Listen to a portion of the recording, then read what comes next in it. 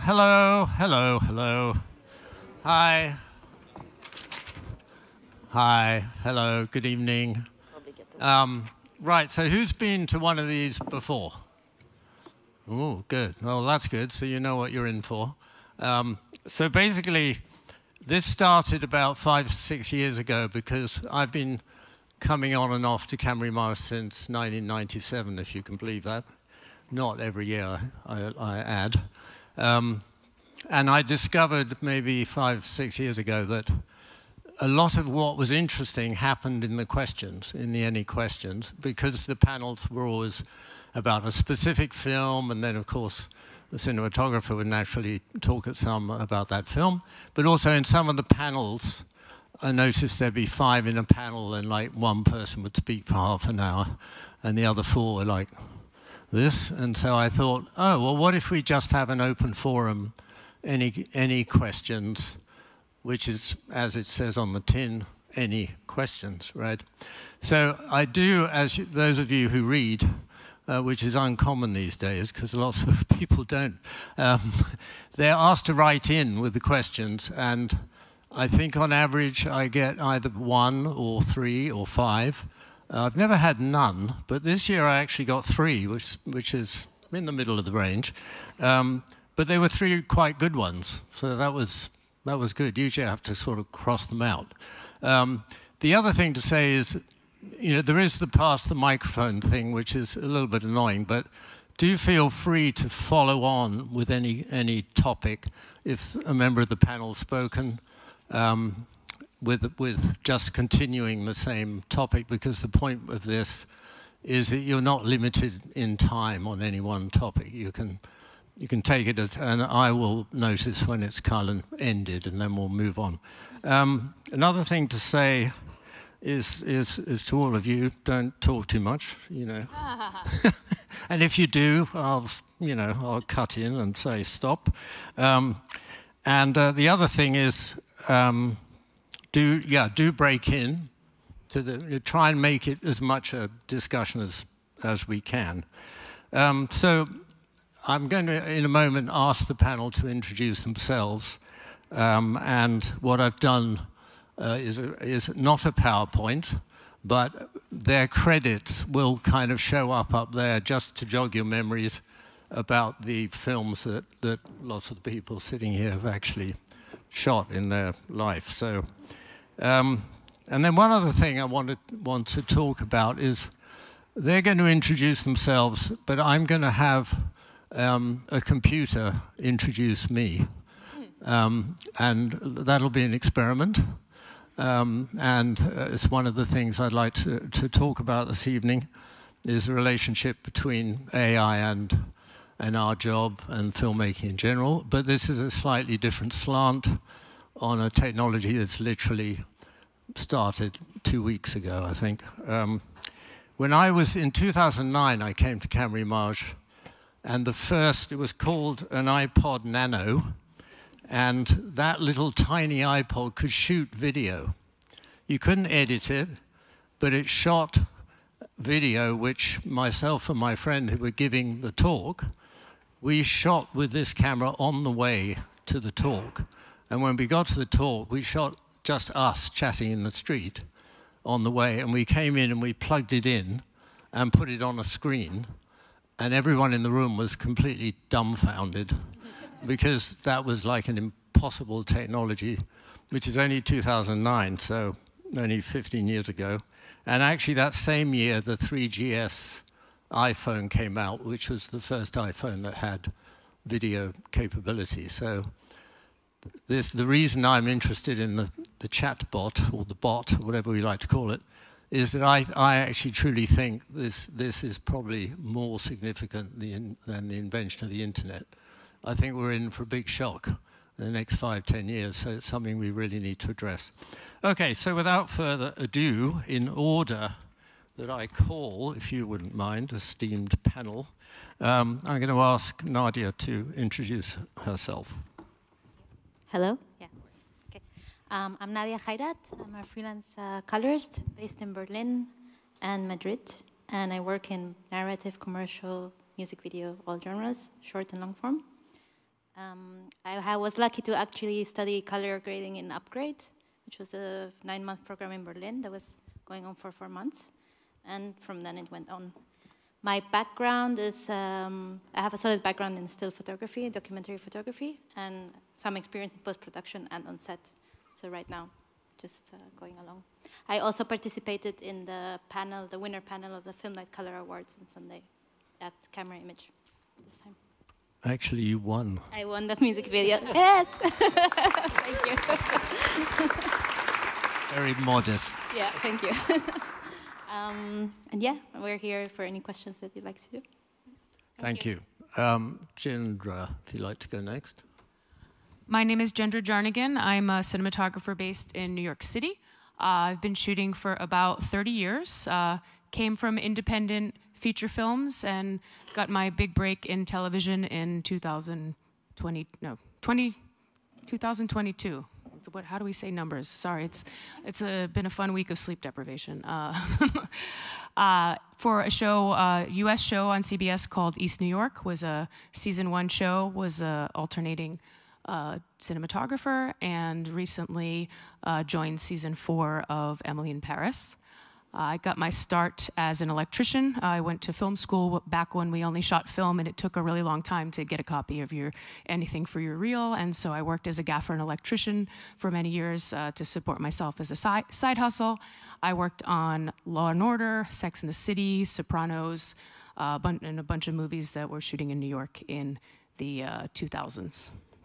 I'm also married to a cinematographer, in case that's interesting for topics.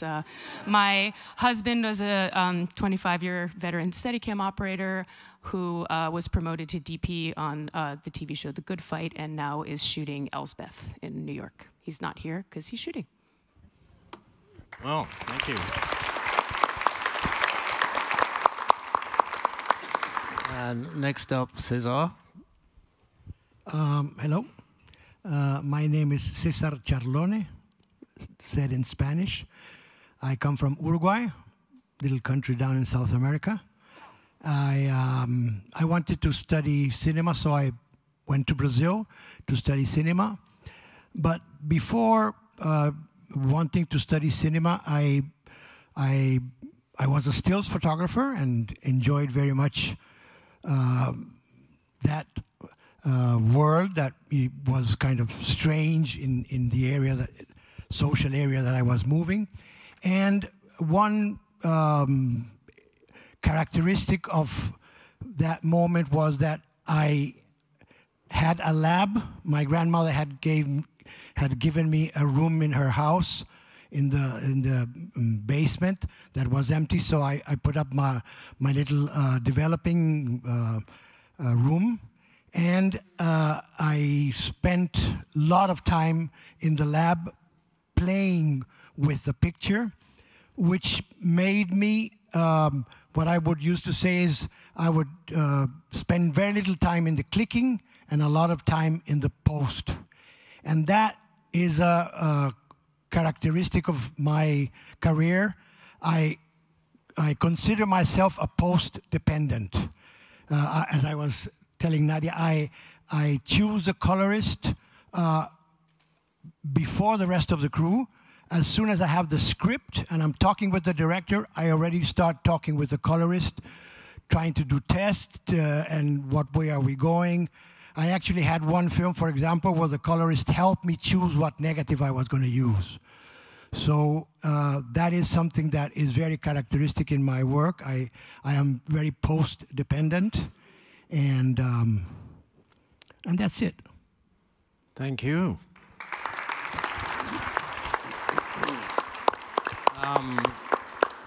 Fabian. Hello, my name is Fabian Wagner. I'm a cinematographer, and I only just got here. I had about 7 glasses of wine, so this should be fun. I'm from Bavaria in Munich, but I've lived in the UK for 25 years doing all sorts of stuff, trying to get by.